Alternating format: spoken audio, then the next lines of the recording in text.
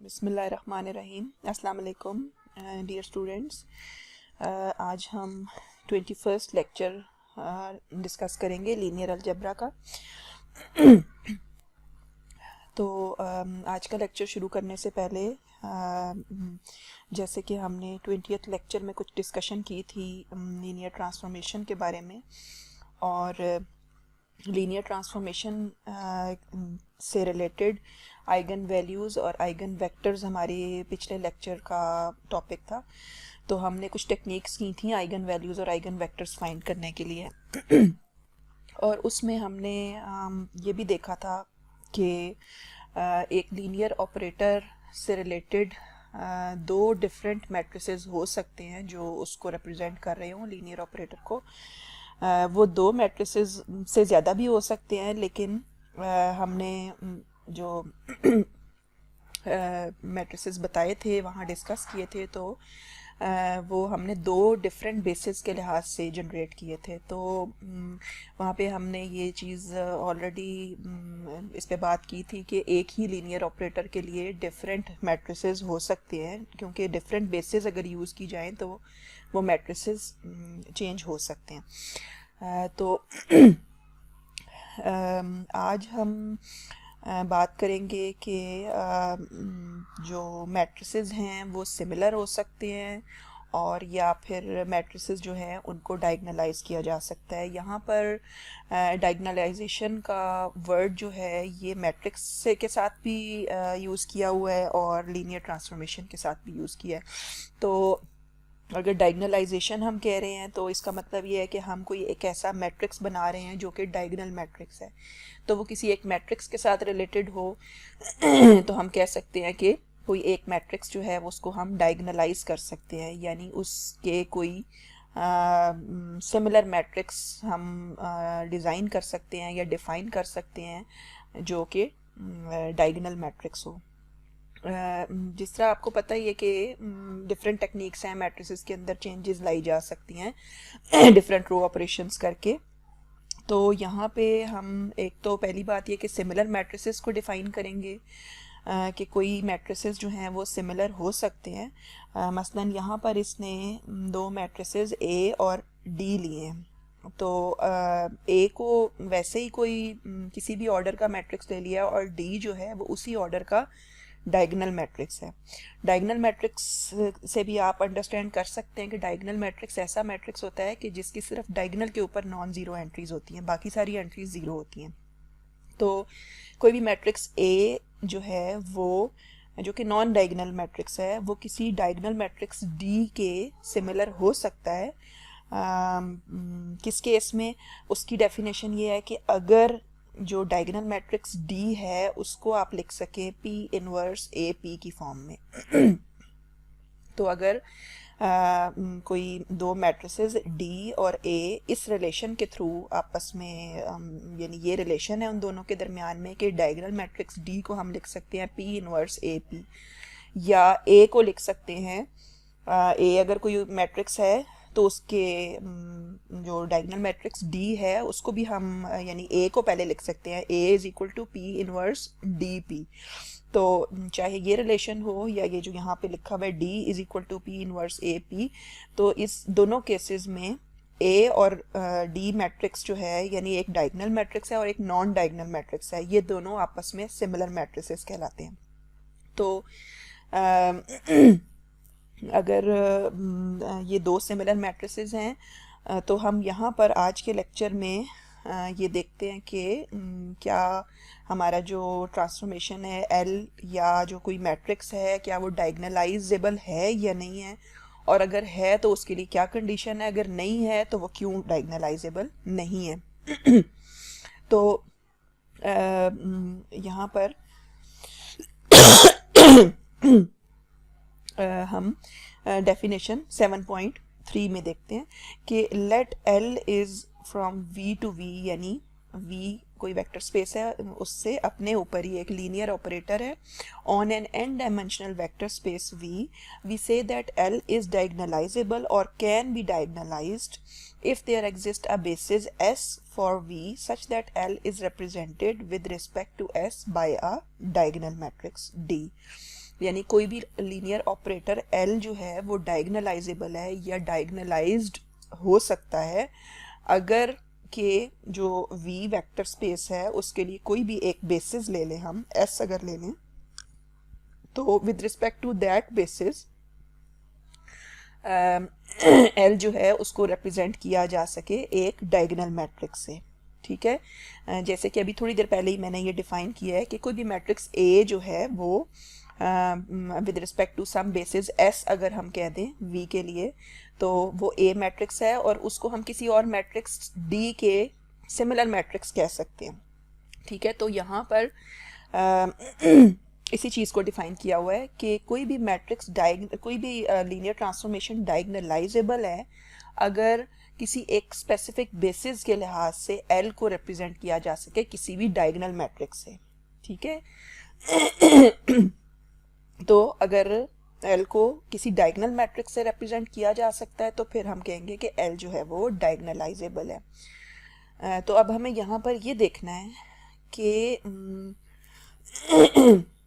जैसे कि ये D is equal to P inverse A P है, तो अगर A कोई एक मैट्रिक्स है किसी भी लीनियर ट्रांसफॉर्मेशन का तो क्या वो डायगोनलाइजेबल है या वो मैट्रिक्स जो है क्या वो डायगोनल मैट्रिक्स की फॉर्म में रिप्रेजेंट हो सकता है, या in other words we can say कि A जो है वो किसी भी डायगोनल मैट्रिक्स के सिमिलर हो सकता है। अगर सिमिलर होगा तो ही हम कहेंगे कि A जो है वो डायगोनलाइजेबल है या जो लीनियर ट्रांसफॉर्मेशन है वो डायगोनलाइजेबल है।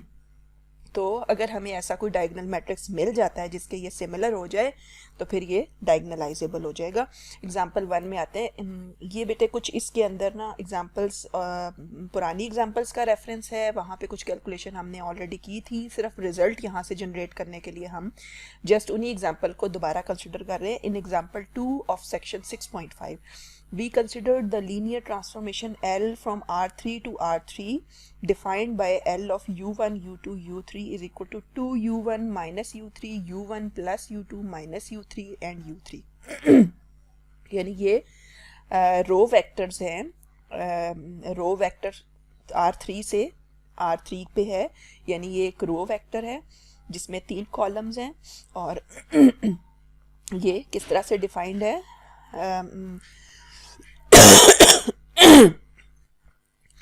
तो ये इसकी डेफिनेशन यहाँ पे दी हुई है। L of U1, U2, U3 ये किस तरह से अप्लाई होगी कि पहला कॉलम बनाएगी ये जब आप U1 को 2 से मल्टीप्लाई करें और माइनस करें U3, और फिर दूसरा कॉलम बनाएगी अगर आप U1 और U2 को ऐड कर लें और फिर उसमें से U3 माइनस कर दें, ये दूसरा कॉलम बन जाएगा। और तीसरा कॉलम कैसे बनेगा, वो एज इट इज़ U3 को उसने रख देना है। तो ये जो लीनियर ट्रांसफॉर्मेशन है ये डिफाइन करती है कि आपने वेक्टर्स के साथ कैसे बिहेव करना है, उनको आउटपुट जनरेट क्या आउटपुट जनरेट करके उसने देनी है, ठीक है। तो ये L ने डिसाइड करना है, L जो है ऑलरेडी डिफाइंड है, तो ये कोई भी वेक्टर लेगा, रो वेक्टर जिसके 3 कॉलम्स हैं उन्हीं के ऊपर ऑपरेट करेगा और उसी तरीके से ऑपरेट करेगा कि जिस तरह से उसने डिफाइन किया है। हम इसमें अपनी मर्जी से +1 नहीं कर सकते किसी भी एक एंट्री पे। फॉर एग्जांपल जो मैंने कुछ ऑब्जर्व किया कि बच्चे अक्सर ये कर लेते हैं कि इसमें मसलन पहले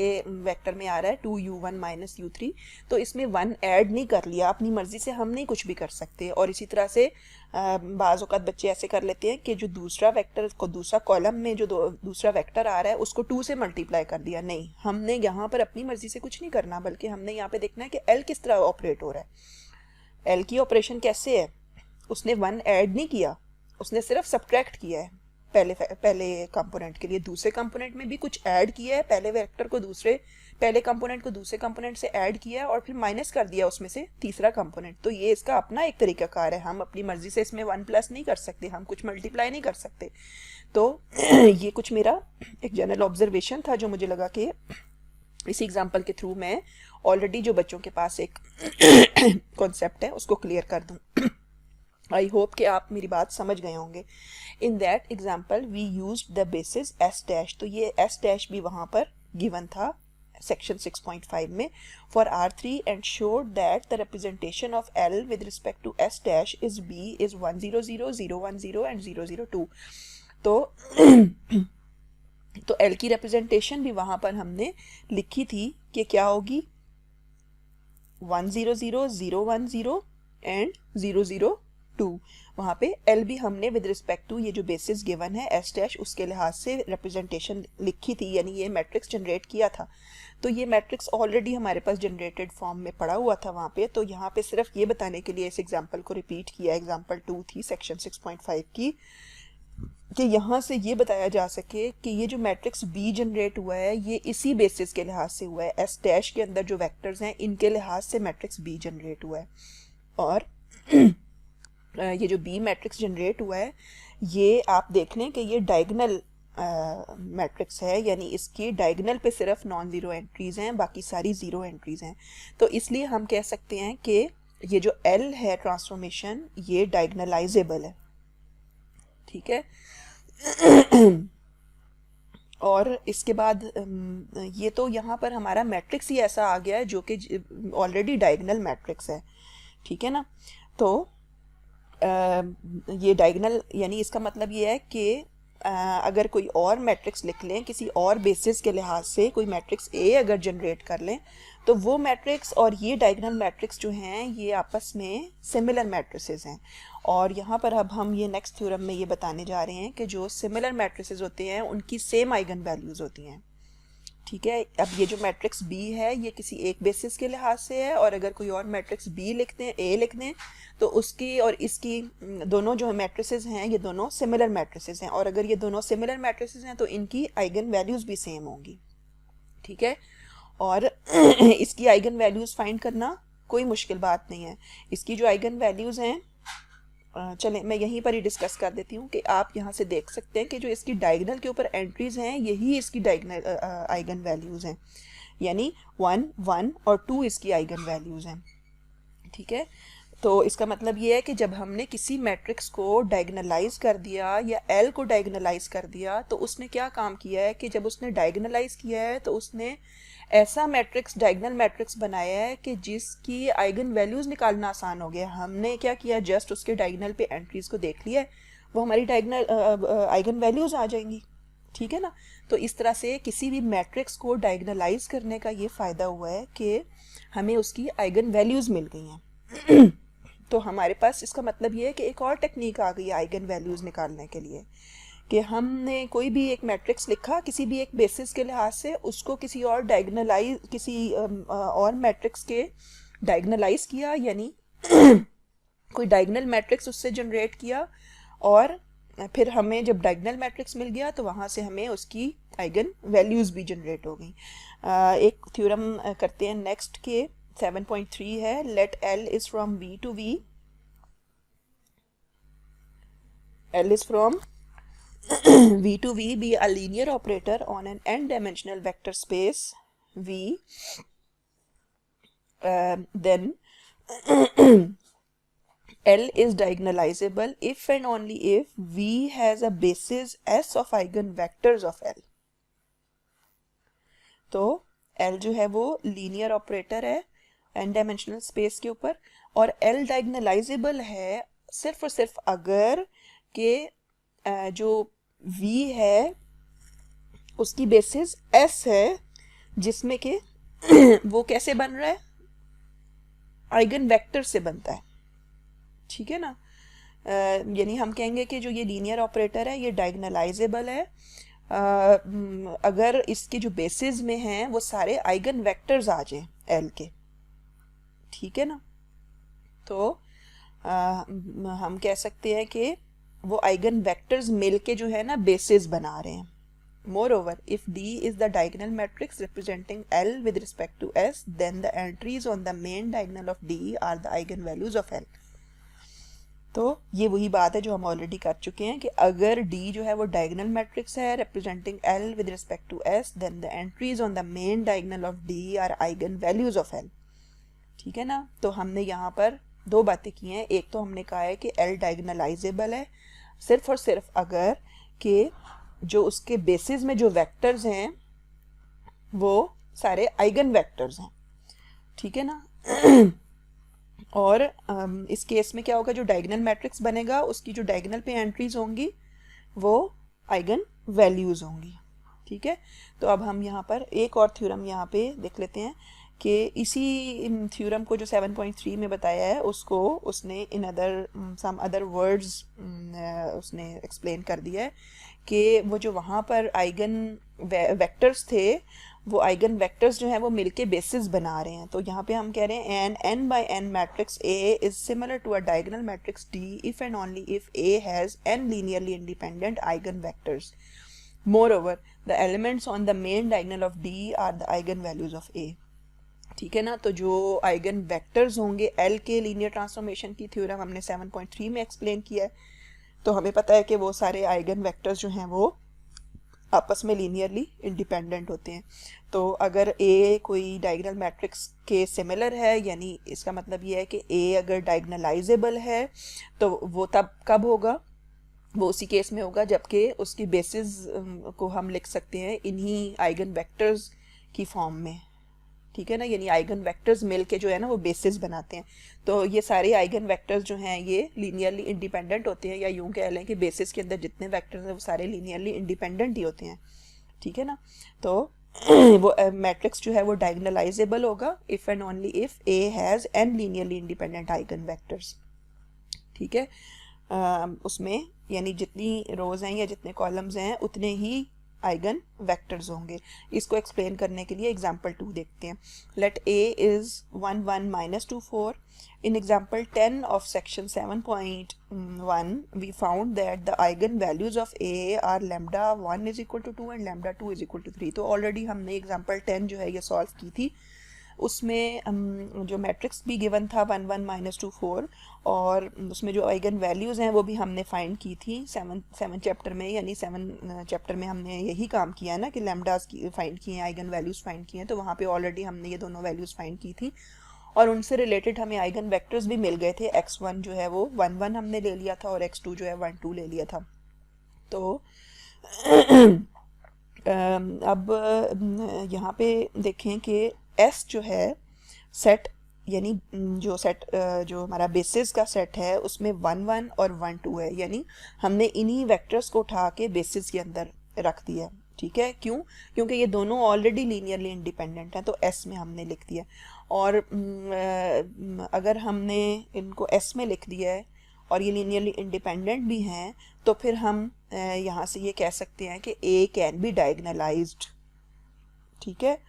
यानी A को डायगोनल मैट्रिक्स के सिमिलर हम कह सकते हैं, यानी इससे एक हम डायगोनल मैट्रिक्स भी जनरेट कर सकते हैं। From theorem 7.4 we conclude that A is similar to matrix D। और वो सिमिलर मैट्रिक्स क्या होगा? वो वही होगा कि जिसको हमने डायगोनल मैट्रिक्स लेना है। और वो कैसा डायगोनल मैट्रिक्स है? यहाँ से हमने फर्दर ये देखा था कि जो इसकी डायगोनल पे एंट्रीज होंगी वो इसकी आइगन वैल्यूज़ होंगी। तो आइगन वैल्यूज़ ऑलरेडी हमें पता है तो हम ये डायगोनल मैट्रिक्स खुद भी जनरेट कर सकते हैं। लेकिन ये जनरेट कर सकते हैं उस सूरत में जबकि हमारे पास दो लीनियरली इंडिपेंडेंट आइगन वेक्टर्स हों, जैसा कि ये x1 और x2 हैं, और हमने इन दोनों को फिर बेसिस में लिख लिया है।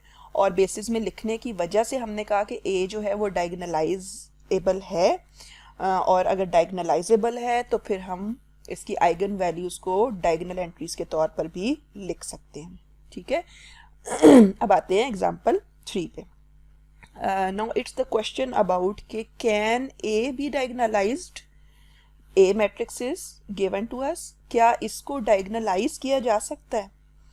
तो हम ये कह सकते हैं कि क्वेश्चन ये है कि क्या कोई ऐसा डायगोनल मैट्रिक्स हमें मिल सकता है जो इसके सिमिलर मैट्रिक्स हो A के।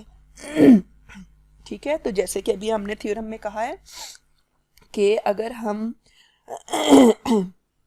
इस मैट्रिक्स A के लिए ये 2 by 2 ऑर्डर का है तो हमारे पास इसकी 2 आइगन वैल्यूज़ आएंगी।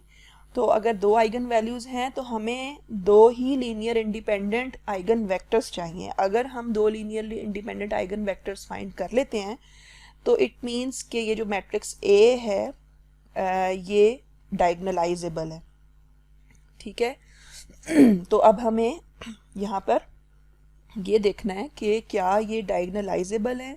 ये इसने एक ऑलरेडी रिजल्ट प्रूव था लिटरेचर में, उसने कहा कि since A is upper triangular its eigen values are the entries on its main diagonal. ठीक है, यानी अगर अपर ट्राइंगुलर है ये, तो इसकी जो डायगोनल पे एंट्रीज हैं यही इसकी आइगन वैल्यूज हैं। तो इट मीन्स के लैम्डा जो है वो 1 है और लैम्डा 1 है, यानी लैम्डा 1 भी 1 है और लैम्डा 2 भी 1 है। दो आइगन वैल्यूज हैं लेकिन दोनों सेम है। तो इट मीन्स कि हमें एक ही दफ़ा वेक्टर निकालना पड़ेगा दोनों की सेम जो वैल्यू है। तो अगर हम लैम्डा को 1 ले लेते हैं तो हमें पता है कि हम ये एक्सप्रेशन लिखते हैं कैरेक्टरिस्टिक पोलिनोमियल लैम्डा आई माइनस ए, और उसको इक्वल टू 0 रख के तो वहाँ से हम रूट्स निकाल लेते हैं। ठीक है, तो रूट्स तो ऑलरेडी हमारे पास हैं, इसलिए हम लैम्डा को यहाँ डायरेक्ट सब्स्टिट्यूट कर देते हैं, यानी लैम्डा की जगह पर 1 लिखेंगे और ए की पहली एंट्री 1 है, तो जब हम सब्ट्रैक्ट करेंगे तो ये 1 माइनस 1 पहली एंट्री के साथ x1 मल्टीप्लाई हो जाएगा, और फिर उसके बाद जो आई मैट्रिक्स है उसकी दूसरी एंट्री यानी 1 2 पोजीशन पे जो दूसरी एंट्री है वो 0 होगी, तो लैम्डा मल्टीप्लाई होगा तो 0 आ जाएगा, माइनस जो दूसरी एंट्री माइनस करेंगे तो ये दूसरी एंट्री 1 2 पोजीशन पर ए मैट्रिक्स के 1 है, तो माइनस x2 आ जाएगा इज इक्वल टू 0।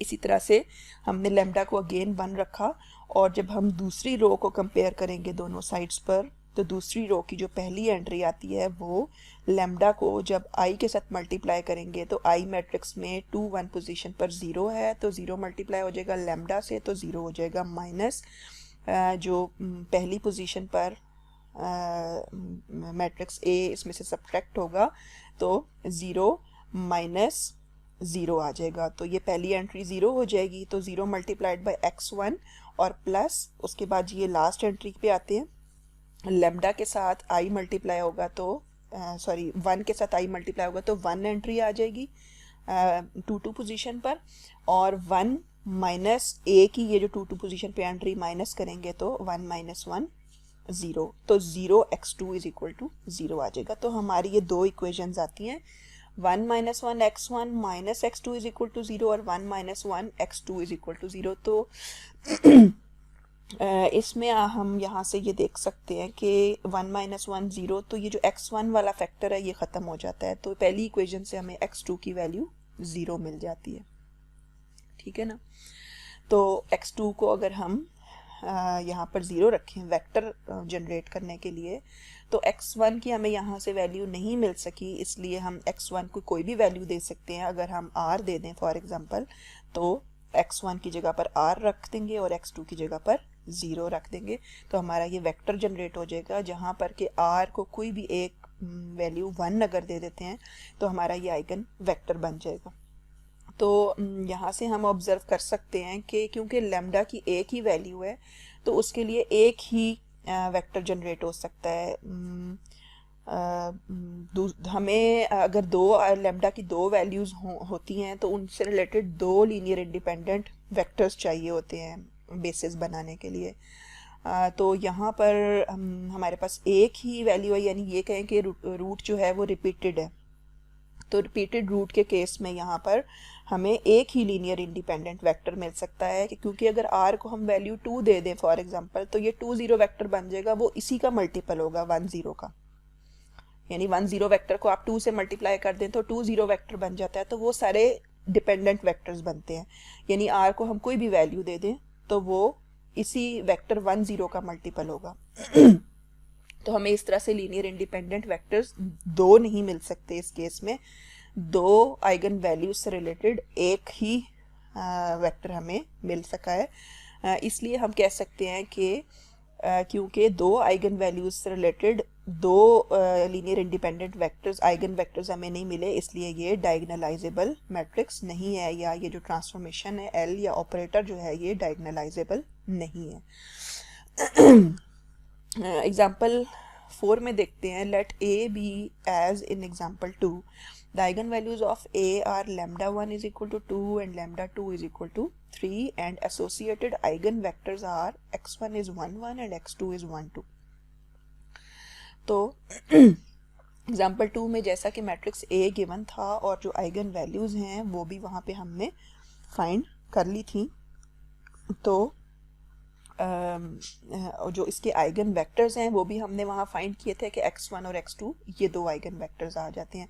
तो दो आइगन वैल्यूज़ हैं तो उनसे रिलेटेड हमने दो लीनियर इंडिपेंडेंट आइगन वेक्टर्स यहाँ पे लिख लिए हैं। तो यहाँ से ऑब्जर्व भी आप कर सकते हैं कि x1 और x2 लीनियरली इंडिपेंडेंट है, यानी x1 से x2 कभी भी जनरेट नहीं हो सकता, आप कुछ भी मल्टीप्लाई कर दें x1 के साथ। तो ये टोटली लीनियरली इंडिपेंडेंट वेक्टर्स हैं और इसीलिए अब हम जाते हैं कि हम कैसे डायगोनलाइज कर सकते हैं। यानी अगर हमें दो लीनियर इंडिपेंडेंट वेक्टर्स मिल जाते हैं तो हम डायगोनलाइज कैसे करेंगे। हमें पता है कि अगर हम मैट्रिक्स ए जो गिवन था एग्जांपल 2 में, हम उस मैट्रिक्स के सिमिलर मैट्रिक्स बना सकते हैं, यानी उसको डायगोनलाइज कर सकते हैं। और डायगोनलाइज करने के लिए हमें ये भी पता है कि लैम्डा 1 और लैम्डा 2 को अगर हम डायगोनल एंट्रीज की जगह पे रख दें, यानी 2 पहली रो में 2 और 0 और दूसरी रो में 0 और 3 रख दें, तो ये एक डायगोनल मैट्रिक्स बन जाएगा। लेकिन वो बनेगा कैसे, उसकी कोई टेक्निक भी होनी चाहिए। ठीक है, तो हमने जैसे कि बिल्कुल इस लेक्चर के स्टार्ट में डिफ़ाइन किया था कि ये एक डायगोनल मैट्रिक्स जनरेट हो सकता है अगर हम जो भी गिवन मैट्रिक्स है यहाँ पर ए, उसके साथ P इनवर्स और P को मल्टीप्लाई कर दें, यानी लेफ्ट मल्टीप्लाई करें P इनवर्स के साथ और राइट मल्टीप्लाई करें P के साथ मैट्रिक्स A को। तो A ऑलरेडी हमारे पास है, लेकिन यहाँ पे क्वेश्चन ये आता है कि P कहाँ से आएगा और उसका इनवर्स कहाँ से आएगा। तो ये इस एग्जांपल में बताया हुआ है कि मसलन हमने आइगन वेक्टर्स जो दो लीनियरली इंडिपेंडेंट यहाँ पे फाइंड किए थे उस प्रॉब्लम में x1 और x2, तो इन्हीं दोनों आइगन वेक्टर्स को हम P मैट्रिक्स जनरेट करने के लिए लिख देंगे। यानी 1 1 रख लेंगे पहले कॉलम में और 1 2 दूसरे कॉलम में, और उससे हमारा ये मैट्रिक्स P जनरेट हो जाएगा। और P इनवर्स निकालना कोई मुश्किल नहीं है, हमें पता है ऑलरेडी 2 by 2 मैट्रिक्स का कैसे इनवर्स निकाला जाता है। ठीक है, तो हमने P लिख लिया, P इनवर्स लिख लिया और A मैट्रिक्स ऑलरेडी हमारे पास है, तो A को सेंटर में रखा, P इनवर्स पहले लिख लिया और बाद में P लिख लिया। इनको तीनों को मैट्रिसेस को मल्टीप्लाई करना कोई मुश्किल बात नहीं, हमें पता है कि इनको कैसे मल्टीप्लाई करते हैं।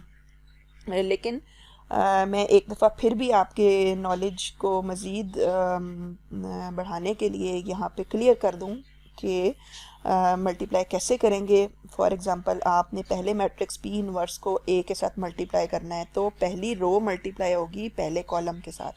पहली रो की पहली एंट्री जो है वो पहले कॉलम की पहली एंट्री से मल्टीप्लाई होगी, यानी 2 मल्टीप्लाइड बाय 1 2 और plus -1 multiplied with -2 that is +2। So 2 + 2 is 4। तो पहली एंट्री जो है वो यहाँ पर 1 1 पोजीशन पे 4 आ जाएगी। इसी तरह फिर हम पहली रो को दूसरे कॉलम से मल्टीप्लाई करेंगे तो हमारी एंट्री 1 2 पोजीशन पे आएगी, यानी पहली रो और दूसरे कॉलम की इस पोजीशन पे आएगी। इसको भी इसी तरह से करेंगे कि 2 मल्टीप्लाइड बाय 1 इज 3 और प्लस -1 मल्टीप्लाइड बाय 4, तो क्या होगा 2 - 4 इज -2। तो ये जो 1 2 पोजीशन के ऊपर एंट्री आएगी ये -3 आ जाएगी, सॉरी -2 आ जाएगी। 2 - 4 इज -2। इसी तरह से दूसरी रो पे जाएंगे, हम पहले मैट्रिक्स की दूसरी रो को पहले कॉलम से मल्टीप्लाई करेंगे तो 2 1 एंट्री जनरेट होगी। इसी तरह से दूसरी रो को दूसरे कॉलम से मल्टीप्लाई करेंगे तो 2 2 एंट्री जनरेट होगी। ठीक है, ये हमारा एक और मैट्रिक्स यहाँ से मल्टीप्लाई करने से बनेगा जो 2 by 2 ऑर्डर का होगा। फिर उसको फर्दर हमने P मैट्रिक्स के साथ मल्टीप्लाई करना है। ठीक है, यानी यहाँ पर 2 दफ़ा मल्टीप्लिकेशन है, 3 मैट्रिसेस मल्टीप्लाई हो रहे हैं। तो स्टेप बाय स्टेप जाएंगे, पहले इन दोनों मैट्रिसेस को मल्टीप्लाई करके फिर जो आंसर आएगा उसको फिर मैट्रिक्स P के साथ मल्टीप्लाई करेंगे और फाइनली हमारे पास जो आएगा मैट्रिक्स वो एक डायगोनल मैट्रिक्स होगा 2 0 0 3। ठीक है, तो ये बाय कैलकुलेशन भी हम ये डायगोनल मैट्रिक्स फाइंड कर सकते हैं। On the other hand if we let λ1 is equal to 3 and λ2 is equal to 2, तो फिर क्या सिचुएशन होती है। मसलन हम कैलकुलेशन करते हुए कभी हमें 3 पहले मिल जाता है, 2 बाद में मिलता है। कोई अटेम्प्ट करे तो मे बी उसको 2 पहले मिल जाए, 3 बाद में मिले।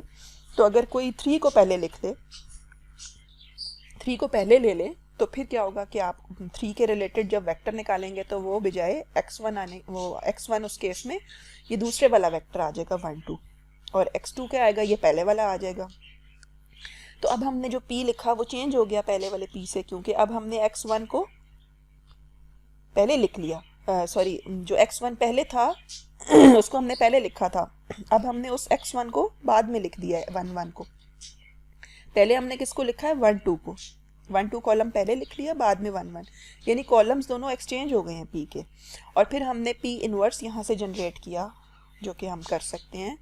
तो फिर क्योंकि मैट्रिक्स p चेंज हो गया तो क्या होता है, अब यहाँ पे क्या सिचुएशन होती है, तो हम जब p इनवर्स लिखेंगे a और p लिखेंगे तो फिर क्या होगा, तीनों मैट्रिसेस को मल्टीप्लाई करके तो हमारा जो रिजल्ट आएगा वो उसमें क्या होगा, आइगन वैल्यूज एक्सचेंज हो जाएंगी, जो पहले 2 आ रही थी अब पहले 3 आ जाएगी, ठीक है ना।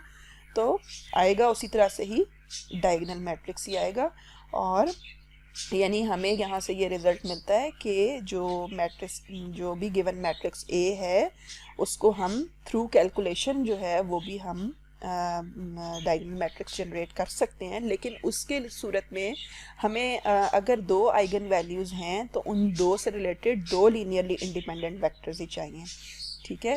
तो जो कि अगर हमने यहाँ देखा है कि अगर रूट्स रिपीटेड होंगी तो फिर हमारे पास आइगन वेक्टर एक ही आएगा, 2 नहीं आ सकते। तो हम यहाँ से एक थ्योरम, यहाँ पे एक जनरलाइज फॉर्म में थ्योरम डिस्कस कर सकते हैं कि if the roots of the characteristic polynomial of an n by n matrix A are all different from each other then A is diagonalizable. यानी अगर जो रूट्स हैं वो डिफरेंट होंगी तो फिर डायगोनलाइजेबल होगा मैट्रिक्स जो है, ठीक है ना। यानी जो कि हमने अभी देखा भी है कि अगर डिफरेंट नहीं आती, सेम आती हैं, तो फिर हम डायगोनलाइज नहीं कर सकते, ठीक है ना।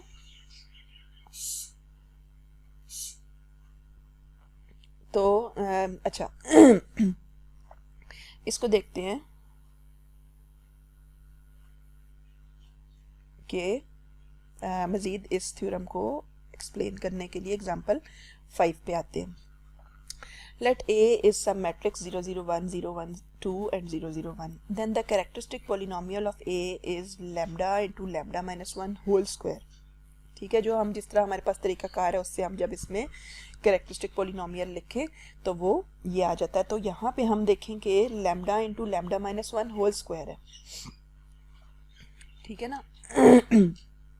इट मीन्स कि यहाँ पर एक तो लैम्डा की वैल्यू 0 है लेकिन बाकी दोनों सेम है, और वो सेम क्या वैल्यूज़ हैं, लैम्डा की वैल्यूज़ 1 और 1 है।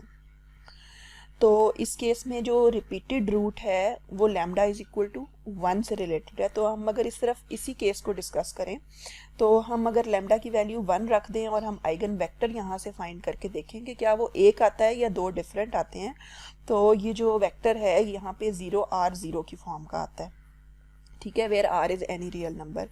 तो यहाँ पे अगर हम R को कोई एक 1 दे दें तो 0 1 0 बन जाता है, और जितने भी वेक्टर्स यहाँ से जनरेट होते हैं वो सब इस पर डिपेंडेंट होते हैं। यानी हमें यहाँ पे 2 लीनियर इंडिपेंडेंट वेक्टर्स नहीं मिल सकते, एक ही लीनियर इंडिपेंडेंट वेक्टर मिलता है क्योंकि रूट रिपीटेड है। तो अगर कोई रूट रिपीटेड होगी तो उसके लिए हमें एक ही वेक्टर मिल सकेगा। इस केस में भी कि हम फिर कह सकते हैं कि अगर रूट रिपीटेड है तो इस केस में आइगन वेक्टर एक ही जनरेट हो रहा है, और इस वजह से A जो है वो 2 लीनियर इंडिपेंडेंट आइगन वेक्टर्स नहीं हमें मिल सकते, इसलिए A जो है वो डायगोनलाइज नहीं किया जा सकता। एग्जाम्पल 6 पे आते हैं। Let A is 0 0 0 0 1 0 and 1 0 1। The characteristic polynomial of A is lambda into lambda minus 1 whole square. ठीक है, इसमें भी तकरीबन वैसा ही केस है, लेकिन यहाँ पर A मैट्रिक्स डिफरेंट है और ये जो लैम्डा की वैल्यूज़ हैं वो सेम आ रही हैं। यानी लैम्डा की एक वैल्यू 0 है और बाकी 2 रिपीटेड है 1। तो फिर हम यहाँ पर 1 का केस डिस्कस करते हैं कि अगर हम लैम्डा की जगह 1 रखते हैं तो हमारा जो सोल्यूशन आता है होमोजीनियस सिस्टम का lambda I3 minus A x is equal to 0, वो उसमें हमारा जो है ना सोल्यूशन वो इस तरह का आता है 0 R और S। ठीक है ना। यहाँ से हम देख सकते हैं कि किस तरह से आता है कि हम जब मल्टीप्लाई करेंगे पहली रो को तो ये x1 आ जाएगा, x1 इज इक्वल टू 0। दूसरी रो से हमारा 0 इज इक्वल टू 0 आ जाता है और तीसरी रो से आता है minus x1 is equal to 0। तो सिर्फ x1 की वैल्यू 0 आती है, लेकिन x2 और x3 के बारे में कोई इन्फॉर्मेशन नहीं मिलती। तो इसका मतलब ये है कि वो दोनों फ्री वेरिएबल्स हैं। x2 और x3 की हम कोई भी वैल्यूज़ दे सकते हैं। तो अगर हम x2 को r दे दें और x3 को s दे दें तो इस तरह का हमारा जो है सोल्यूशन हो सकता है। अब इस सोल्यूशन को हम दो पार्ट्स में डिवाइड कर सकते हैं, या यूँ कह लें कि अगर r कॉमन ले लें तो हम लिख सकते हैं 0 1 और एक दफ़ा s को 0 ले ले और एक दफ़ा r को 0 ले ले। हम ऐसे कर सकते हैं कि एक दफ़ा हमने फर्स्ट टाइम s को 0 ले लिया, तो s को 0 लेने से हमारे पास 0 r 0 वेक्टर आ जाता है, और 0 r 0 में r को 1 देने से हम ये x2 वेक्टर लिख सकते हैं। और अगर हम r की जगह 0 रख लें तो उससे क्या होगा, 0 0 s वेक्टर होगा, और अब इसमें s को हम कोई भी वैल्यू दें तो ये एक और लीनियर इंडिपेंडेंट आइगन वेक्टर्स बन जाता है। अब आप देख सकते हैं कि x2 और x3 जो हैं ये दोनों लीनियरली इंडिपेंडेंट आइगन वेक्टर्स हैं, और इस केस में और ये सेम आइगन वैल्यू से रिलेटेड दो linearly independent eigen vectors generate हो गए हैं। तो इसका मतलब ये है कि अगर आइगन वैल्यूज सेम हो तो जिस तरह कि हमने पिछले एग्जांपल में देखा था कि आइगन वैल्यूज सेम के लिए आइगन वेक्टर्स जो हैं वो दो लीनियरली इंडिपेंडेंट हमें नहीं मिल सके, तो हमने कहा कि वो डायगोनलाइजेबल मैट्रिक्स नहीं है, या ट्रांसफॉर्मेशन जो है वो डायगोनलाइजेबल नहीं है। लेकिन इस केस में आपने देखा कि अगर आइगन वैल्यूज सेम भी हैं तो अगर हमें आइगन वेक्टर्स मिल जाएं दो डिफरेंट या दो लीनियर इंडिपेंडेंट, तो फिर हम कह सकते हैं कि ये डायगोनलाइजेबल है ए मैट्रिक्स।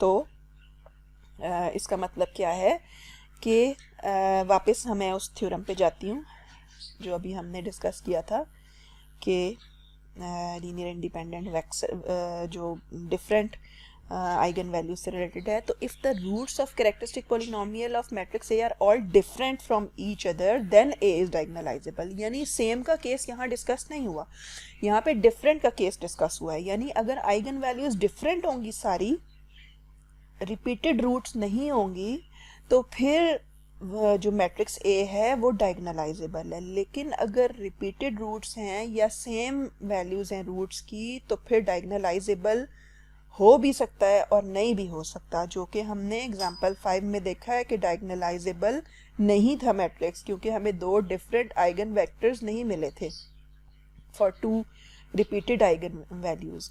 और एग्जांपल 6 में हमने देखा है कि हमें एक ही आइगन वैल्यू लैम्डा 2 और लैम्डा 3 जो रिपीटेड वैल्यू है 1, उसके लिए दो लीनियरली इंडिपेंडेंट आइगन वेक्टर्स मिल गए हैं। इसलिए हम कह सकते हैं कि ये जो मैट्रिक्स ए है वो डायगोनलाइजेबल है, और इसी वजह से वो जो है वो हमने यहाँ पे ये प्रूव कर दिया कि ये डायगोनलाइजेबल है।